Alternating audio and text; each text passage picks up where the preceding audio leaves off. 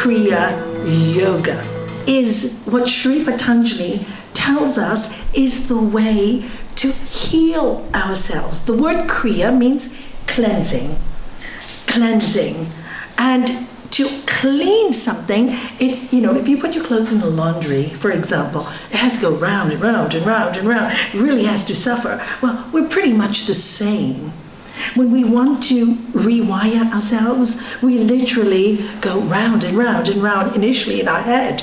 But when you have the tools to do it, you understand that after all those circles and that narrative that goes on in your head is going to eventually become slower, it's going to stop, then you want to do the work. You want to give yourself a nice shower, because after the shower, you're going to feel really well and really happy. And this is tapas.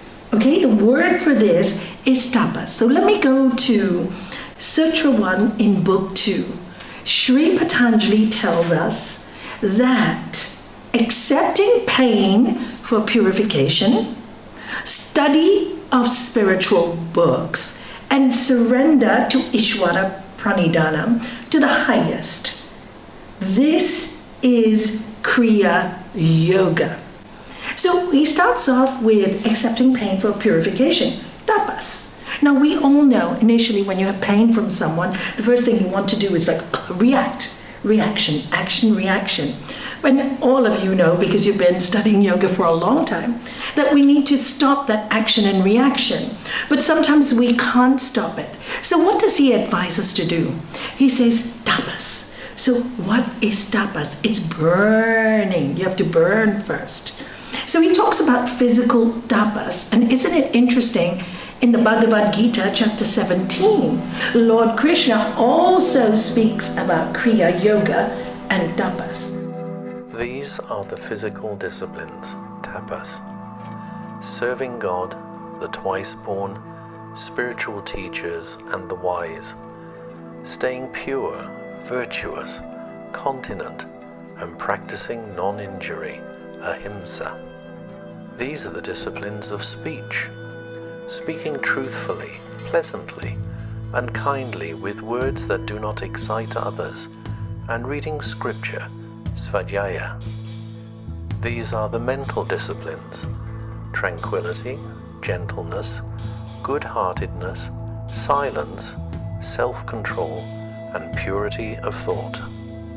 When these three disciplines are practiced with zeal and sincerity, and without looking for some personal gain, then this is pure tapas. So he talks about physical tapas. Remember, we are all three: body, mind, and spirit. This is why we have asana, postures. So Sri Patanjali tells us that in order to do tapas, you should look after your physical self. Because you all know, because also Sri Patanjali tells us in Book 1, Sutra 30, that we have to watch out for disease, dullness, doubt, carelessness, laziness, slipping from ground gain, and not, returning to ground. You lose ground completely. He tells us that. And he tells us that how do we know where these things are happening to us? When we start shaking, when we're not well in ourselves, we start getting out of breath. So here he's talking about panic attacks. You cannot go to the highest unless you deal with your body first.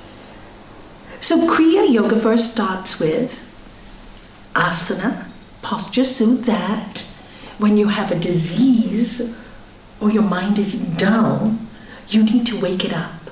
And what wakes it up? Some people jog, some people dance, some people do spiritual dance. There's ecstatic dancing. Most people in yoga, following yoga, do the yoga postures. Now, why do we do the yoga postures?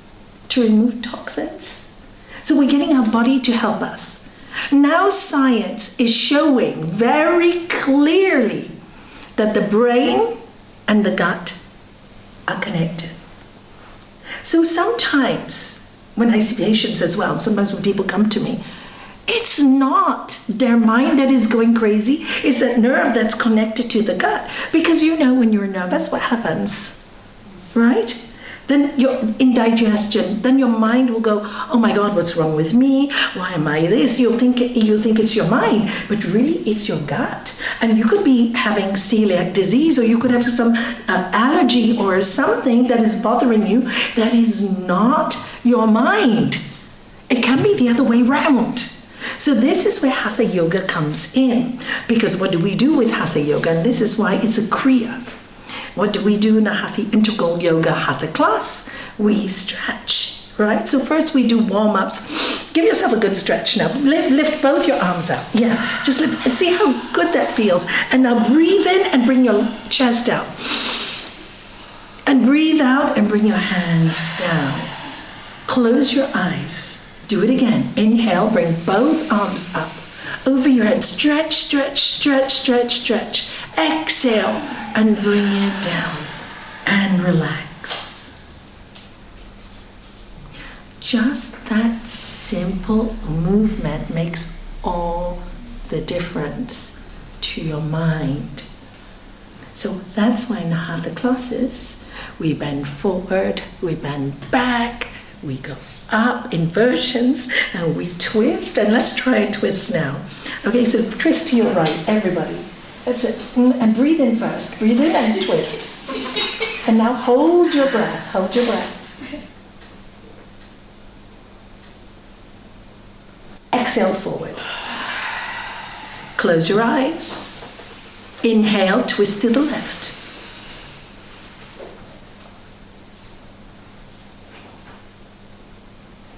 Exhale forward.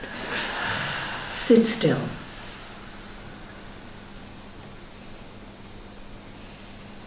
Already, you have started to quieten the mind.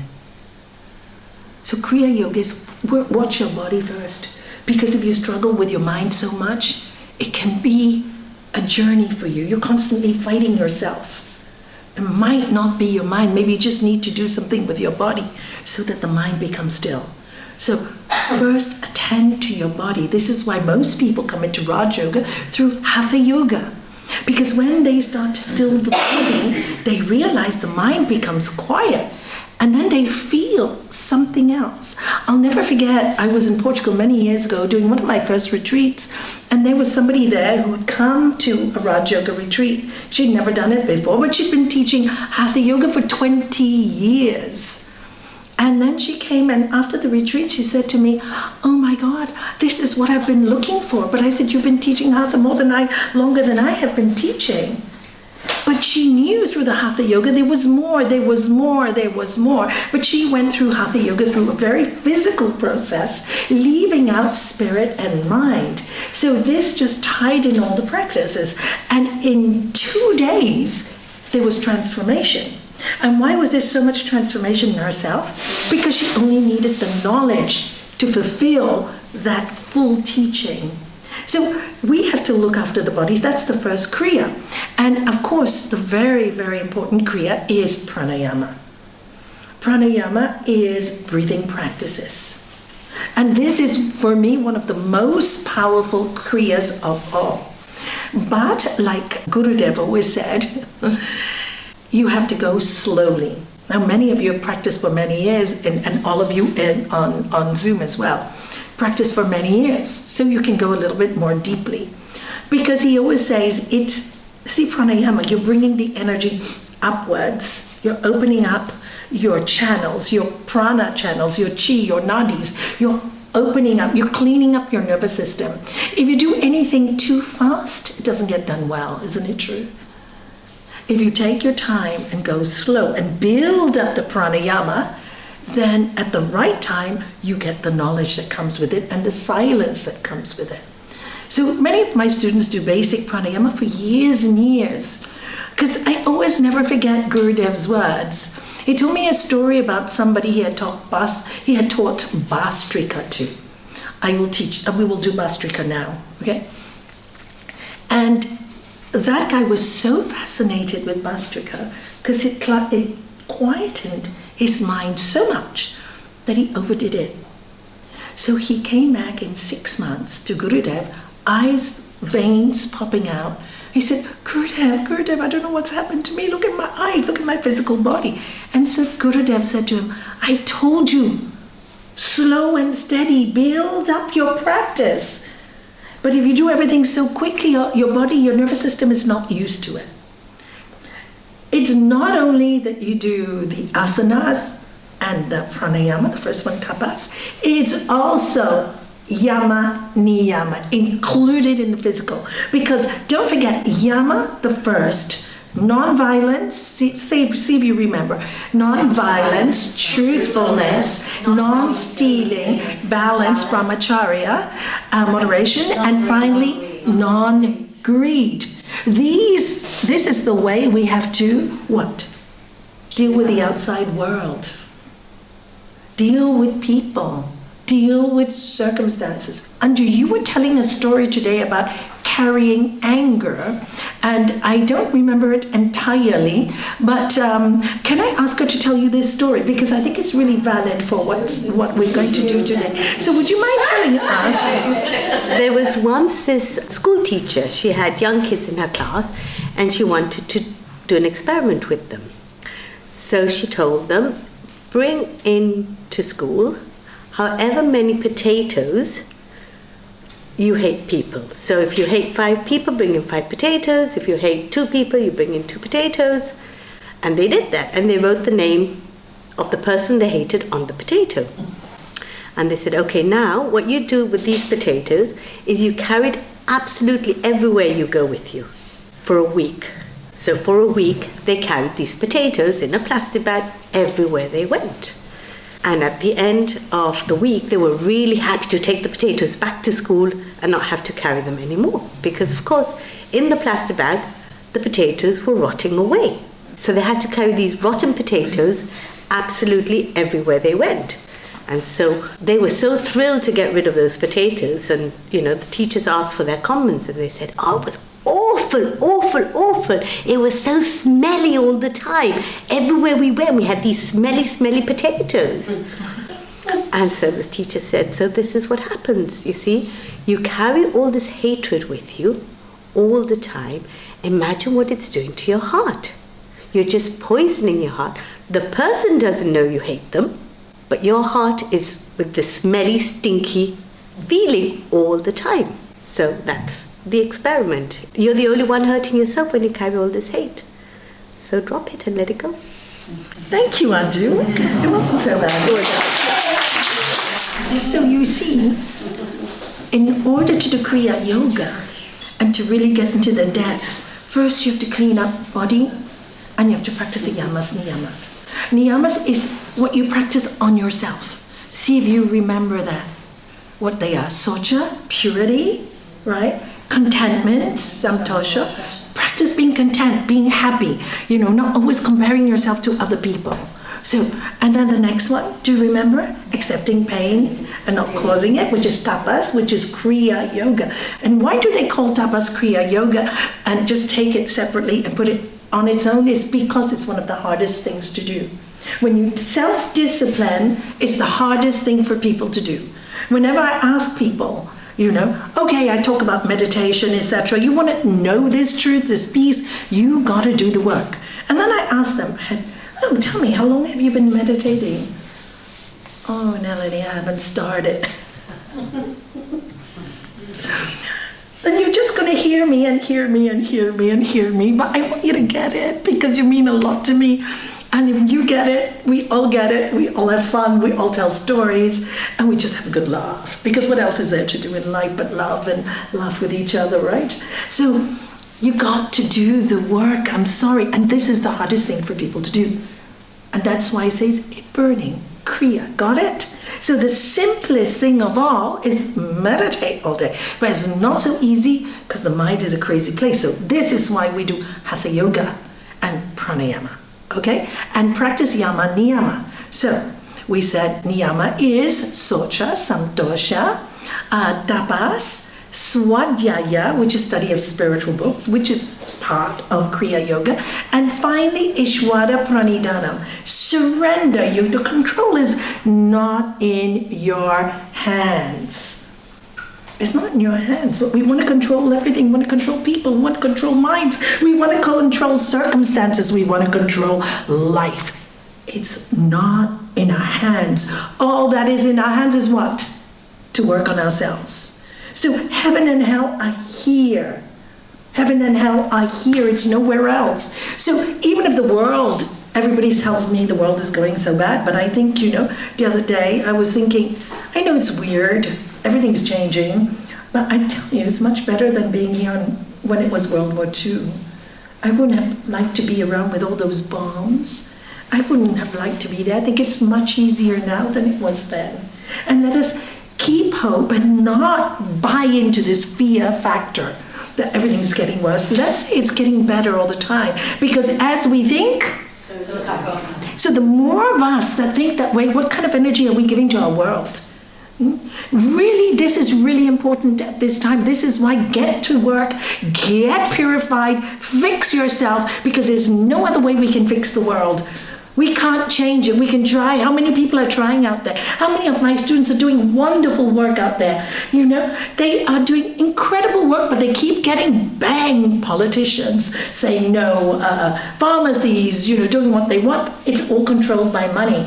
But if each one of us can become so powerful as a light and make everybody else feel light, then the energy can change. We can only change by love. We cannot change any other way. Gurudev always said that to us. He said, in the 60s and 70s, vegetarians were burning furs everywhere, going to shops and having riots and burning furs. He said to them, and some of it were his students, and he said to them, why are you doing this? You are here talking about non-violence, and how are you teaching the world? Through violence. If you want to teach the world, you have to do it through peaceful, loving protests. So you burn down their shop, now they want to burn down your vegetarian food and your vegan food or whatever it is. What have you created? A war. We are not here to create war. You cannot put fire out with fire. Remember that always. It can only be put out by water. Got it? And that's really important for us all to remember. So this is Kriya. So when you do Kriya Yoga, make sure you are well established in Yama Niyama. So now we will do some Bastrika, because we talked about Hatha Yoga, and if you haven't been to a Hatha Yoga class, please try one. You don't have to get into pretzel shapes or anything like that. It's not about that. It really isn't. You just need to get to a place where you can feel that your mind is quiet. That's what it's about. That is what it's about. So, even if you do Hatha 1, it's good enough. If your body wants to do more, do more. But be careful. Don't force, because again, the ego gets involved. Oh, look how well I'm a Hatha yogi. I can do all these things, Yeah, but do you have any peace? I know so many Hatha yogis are so body conscious and they have zero peace. So don't get caught in any way, in any field. Too much Raja. This is the only way, the self, and there's nowhere else. No, don't get caught in any one way. We're all different. Please remember, Kriya Yoga applies to your personality as you are, because the divine made us all different, right? And I really want to stress on this point, because people going around thinking I'm better than all of you because I know more, it's a lot of nonsense. If I really know more, I know the truth. We're all the self. So how can I be better than you? Maybe I had some knowledge from previous lives. Doesn't make me better. Do you see? And this is where the ego keeps getting us caught again, and the jealousies pop in. How many yoga teachers are jealous of each other? They don't promote each other. I mean, why is this happening? We should be here okay, you're really good at this. Why don't you do that? Why not promote other people who are good at this? Because what we need to do is encourage it and not squash it. Most schools try to squash people and bring them down. We're not here to do that. We're just different, all right? We're weird maybe in a way, but we're full of bhakti. So anyway, going back to Bastrika. So Bastrika is a forced exhalation and a forced inhalation. It is called Bellows Breath. So what is a bellow? When you have a fire, you use one of those things to, to blow the fire. So here it is burning up the toxins in our body. So initially you do it to burn up the toxins in your body. After a while, it also works on your mind. What did I tell you about the gut?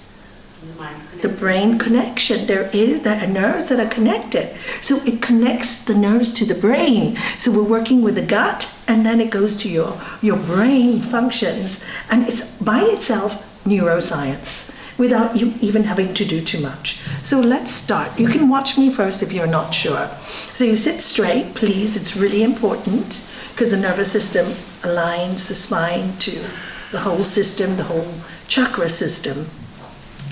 It's a forced exhalation, so can you all do that? Like forced from your nose. Yeah, good. Blow out from your nose. Good. And a forced inhalation. That's it. So it's like this.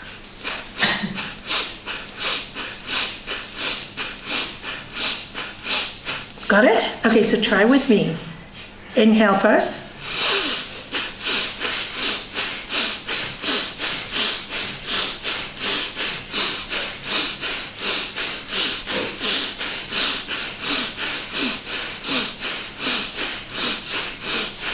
Exhale fully and completely. Close your eyes.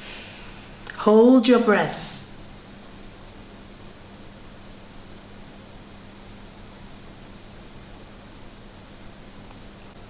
Inhale slowly, deeply. Feel your abdomen expand in your chest. Hold your breath.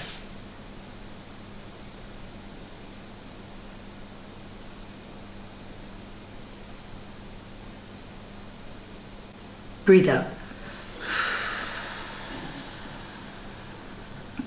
This is one round of Bastrika. How do you feel? Dizzy. Right, okay. If you are too dizzy, don't repeat it. Okay? If you're too dizzy, take your time. And do you kind of see lots of lights and colors? And some people see colors, some people see lights. And this is just one round. Okay? So we're going to do a second round. And now that you've done one round, you feel better at the second. If the second you feel dizzy again, then don't do the third. We're going to do 3 rounds, just so that you experience heightened avenues of the mind. All right? So, again, breathe in.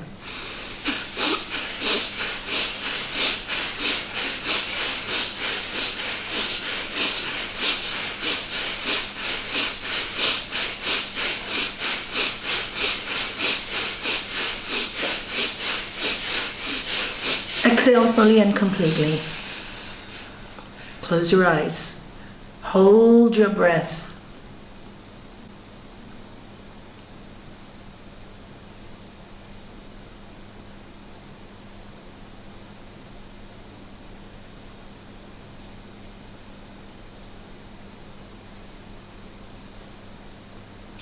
Inhale slowly and deeply. Hold the breath.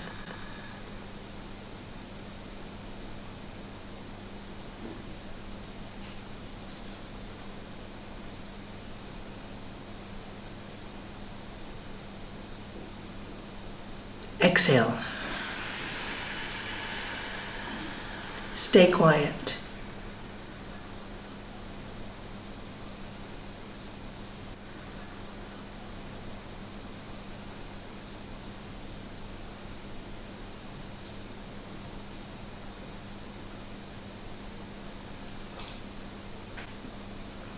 Open your eyes. How do you feel? Quiet, right? How do you feel there? Are you all okay? Good. Okay, good. You're feeling quiet, right? And this is the quiet we need, the rest we need. Because the mind goes on and on and on and on and on. And you try and fight it. It doesn't listen. It doesn't listen. So this is Kriya Yoga that helps us to stay quiet. And then when we stay quiet, then we apply the other things along with it, okay? This is just one breath, Bastrika. Did we do 2 rounds or 3 rounds yet? 2. Okay, are you okay to do a third, or do you have your head hurting? Now, can you imagine what happened to the man who didn't stop doing it all day for 3 months or 6 months, whatever Gurudev did? You see? So you have to take it slowly. And this is why in the Hatha practice we do it slowly. Start with Kapalabhati, start with Nadi Suddhi, and start with the retentions. But when you practice Yama Niyama, then what happens is, because you're so clear, pure inside now, when you do the pranayama, you go to higher places, you go to what we call the dimension I call of silence and stillness. And when you're in that stage, you're just like, you're not there anymore, which is quite nice, because you don't hear the noisy chatter of your mind. It's like, then where was I? Where was I? If I'm not here, oh my God, where was I? Is that going to be how it's going to be like when I die? Oh, how cool. It's not scary. Do you see? It's not scary. So somebody else's death for you will never be scary. It'll be sad, of course, because you miss people, but never scary. Never scary. Sad. Pain. You cannot avoid pain in this life. Sorry about that. There will always be pain. Don't try to avoid it. Face it. Head on. And then you get over it. But don't avoid pain. Don't avoid pleasure. It'll also be there. It is life. It's part of 2 sides of a coin. Okay, so let's do one more round so you get a really nice feeling. Close your eyes. Inhale. Start.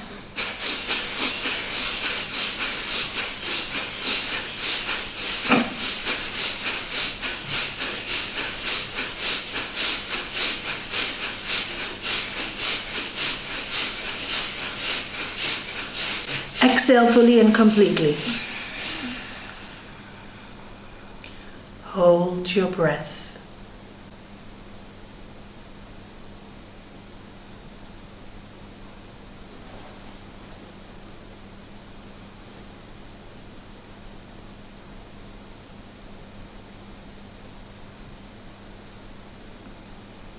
Inhale. Hold your breath.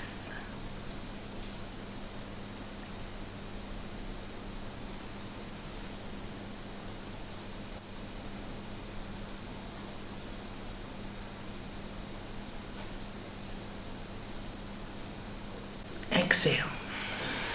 Don't open your eyes yet.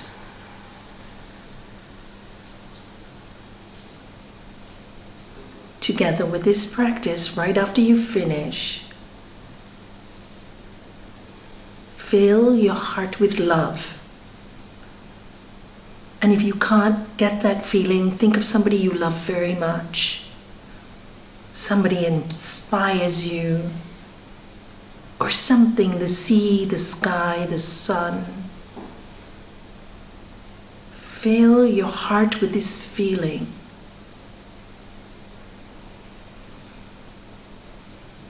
And now see yourself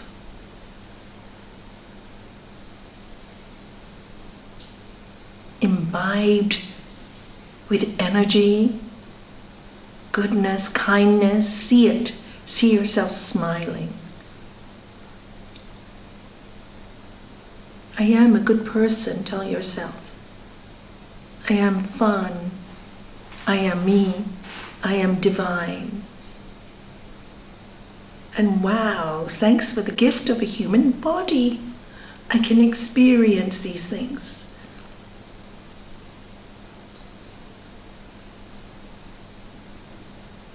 And now open your eyes. That's when the mind is still, is when you put in the positive affirmations. Because to try and put in positive affirmations when the mind is messy, you're really fighting yourself because you're not really believing it. It's not working.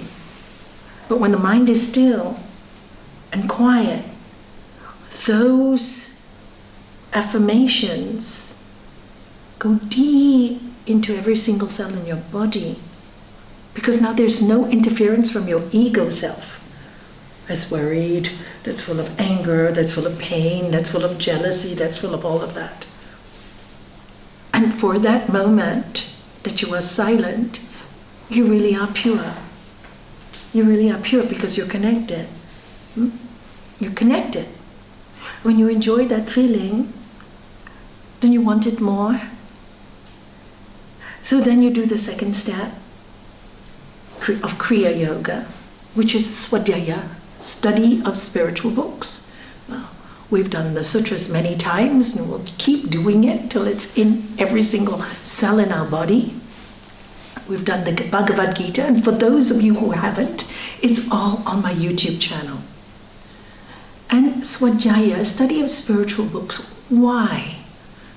Because intellectually you have to understand who you are. We all say, I'm the self, I'm divine, da-da, da-da. We don't believe it. So you have to really go through your psychology first and understand who you are. And this is Swadhyaya coming into action. Because maybe, for example, you say, I'm not a very good person, I do all these things. And when you study spiritual psychology, you start to understand, no, I am really a good person. I'm really a good person, just my mind is messed up. I can fix that. Yoga Sutras give me all the elements that I need to use to change that. The Bible does too, New Testament does too, gives us all the things we have to do. Buddhism does too, the Eightfold Path. So whatever path you follow, they have the rules. I can change this thinking. And this was what study of spiritual books does for you. It brings your mind to those kind of thoughts. You can read a book, but the most important thing about spiritual study is read a sutra, for example, and then keep it in your head for the whole week, one sutra. And just keep it in your head. Okay, for example, I'm going to study the yamas, that sutra. Non-violence, truthfulness. You don't even have to study all five, just study one, non-violence. And practice it all day, every day, for a month, 2 months, for the rest of your life. All the others will fall in place. Because you can't be untruthful. Because you know when you're untruthful, you hurt others and you hurt yourself. It's like the bag of potatoes, right? When you lie, you're carrying those potatoes with you, and they're smelly. And you know, when you go to your bed at night, you can't sleep because you know you told an untruth, even if it's a silly untruth sometimes. But you know you were lying. So when you try to practice ahimsa, and please understand, non-violence doesn't only mean non-violence to other people. I think non-violence to yourself is very important. Because what I'm seeing today is people can't forgive themselves for some strange reason. And they think they must be bad if they had a lot of trauma at their young age or they're punished. There's nothing to do with punishment. Yes, probably it's karma. As you sow, you reap. Okay, change it, sow good seeds. And I always tell myself when I first started, don't be so pathetic, Nalanie. When I used to go back into old patterns, because it's very hard to break those patterns. They keep repeating in your head. And I tell myself, when I hear those old patterns, don't be so pathetic. You're not a victim, you're a child of God. Can you say it? I'm not a victim, I'm a child of the universe. Say it. I'm not a victim, I'm a child of the universe. Because when you repeat those sad stories, it's really you're a victim. And think of those smelly potatoes. All right? Because then you don't want to be smelly inside. So this is Swadhyaya. So also, Swadhyaya helps you to realize who you really are. Again, Sri Patanjali tells us in Book 2, Sutra 3, about the kleshas. Again, if you haven't understood what the kleshas are, the talks on YouTube. Really study these things, because It really helps you to understand who you really are. So he starts with ignorance, okay? Ignorance. What is ignorance? Ignorance is taking the non-self to be the self, the real self, taking the impure to be pure, thinking things that are not good for you are good for you, and then thinking that the, who remembers the third one? Yes, thinking that, that you are permanent when you're impermanent in this body. Good girl, thank you. And this is what ignorance is.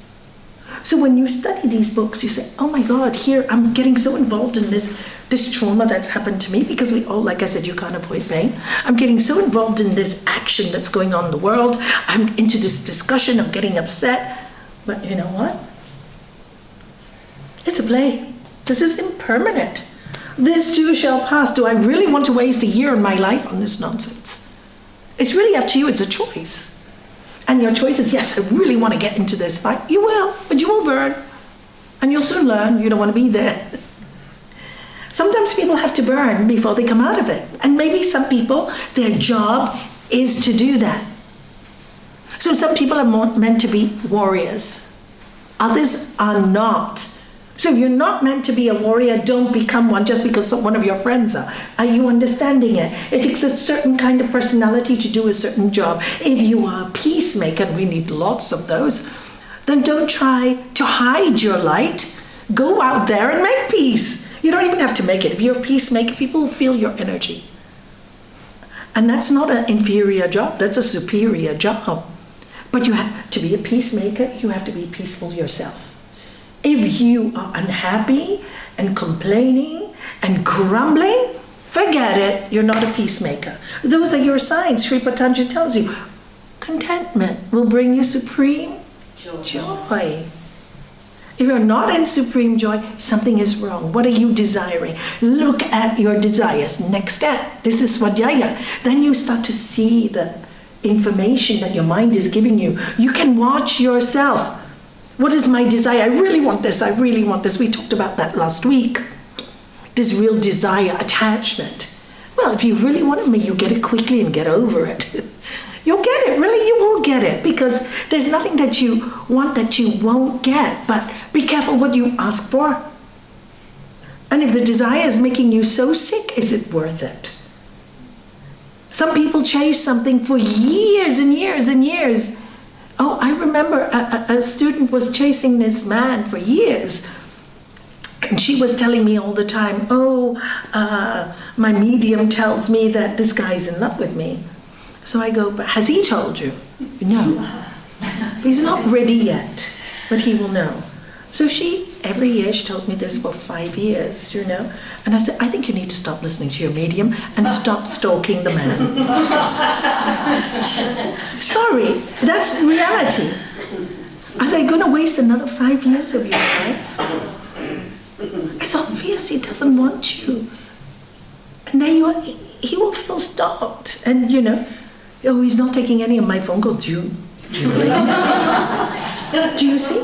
But my medium told me that he's for me.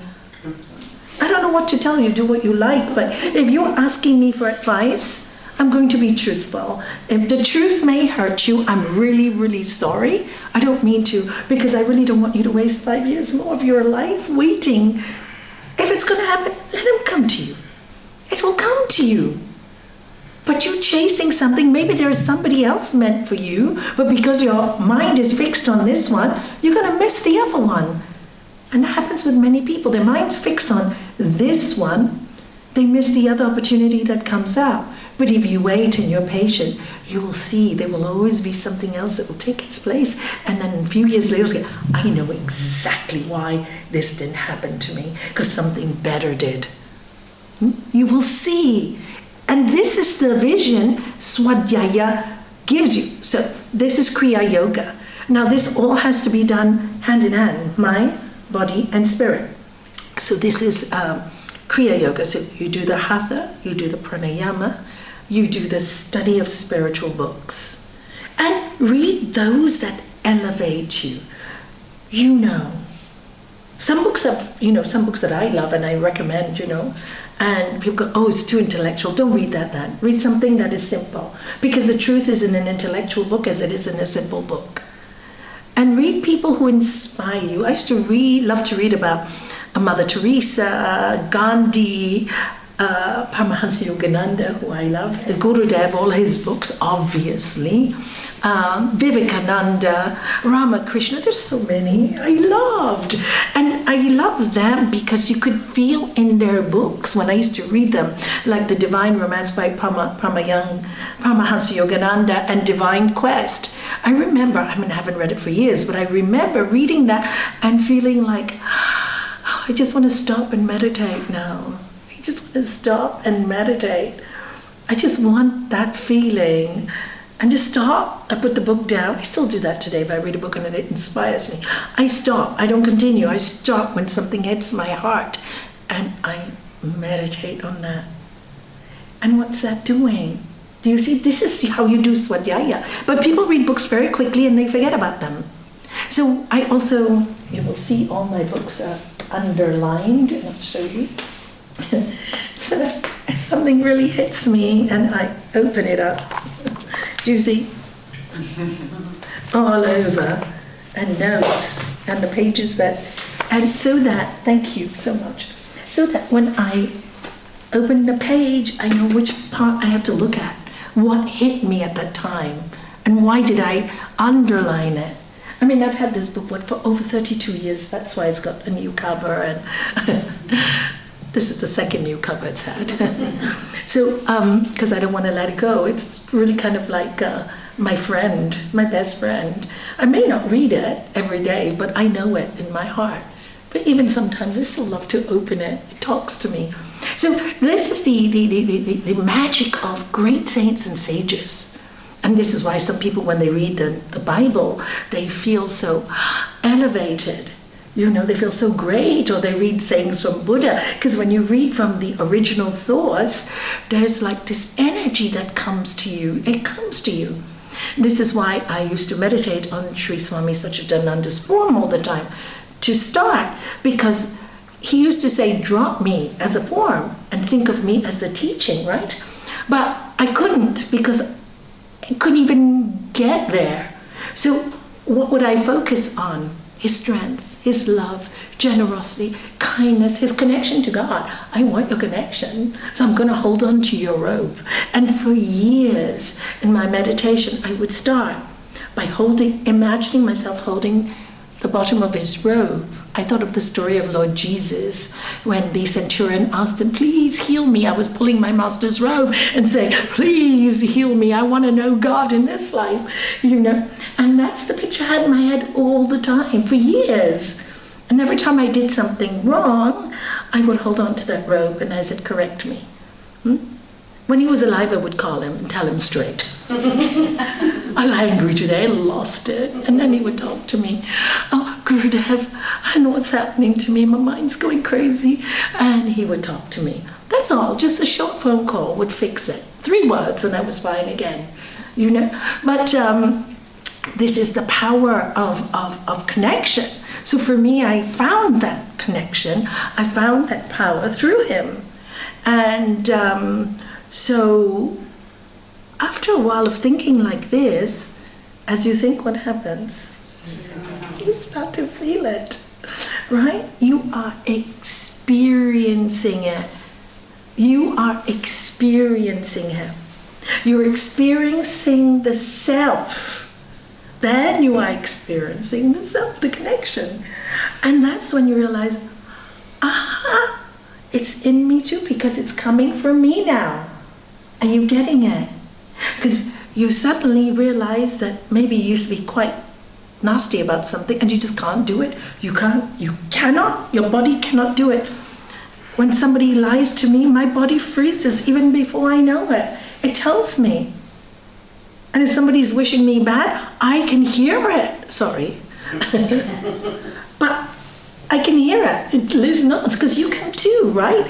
And as you get more into this energy field, so you walk away. But you also understand that that person is just in a different energy frequency. It's not they're bad or anything's bad with them. They have to go through that questioning to believe themselves. And that's great, because I had to.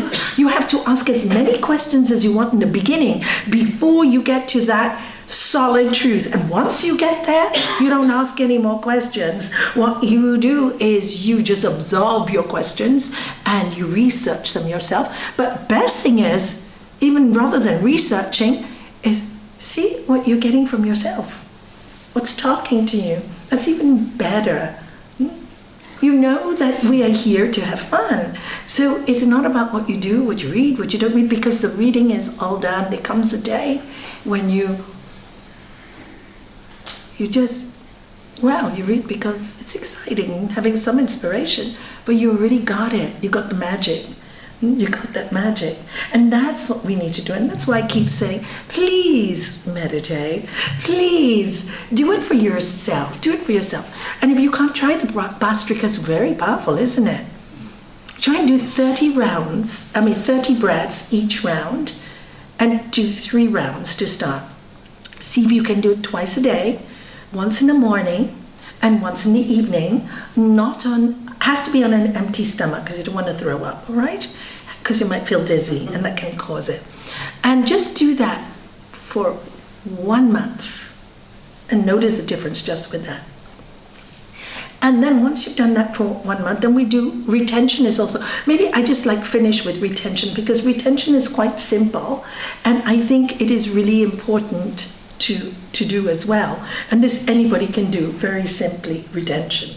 Okay, so I'm going to explain to you very quickly.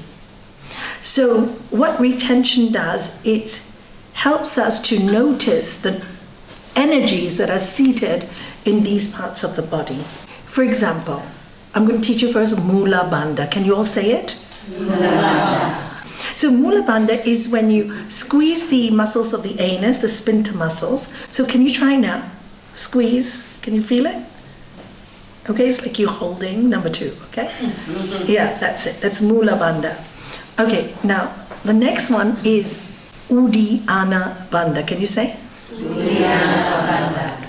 And this is when you don't want to pee, right? So what you do is you hold that muscle. Can you hold it? And now lift up. Can you feel lifting up to your stomach? Can you feel it all there? Holding and lifting. Okay? That's Uddiyana Bandha. Okay, now relax.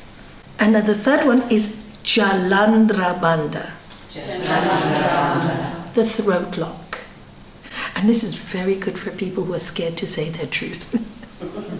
Really helps you, this one. And those people who are not in touch with their intuition, also a really good one. Okay, so this is the throat lock. And can you swallow? Can you feel that part? So it's actually holding your breath here, bringing your chin to your chest. So hold the breath.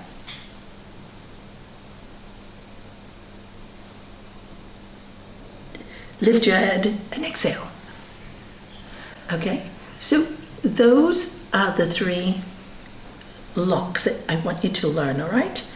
If you can learn that for next week, and then when you come back next week, we will continue with the bandhas, and I will talk about how to unlock the granthis in your body, the emotional locks. This is also Kriya Yoga.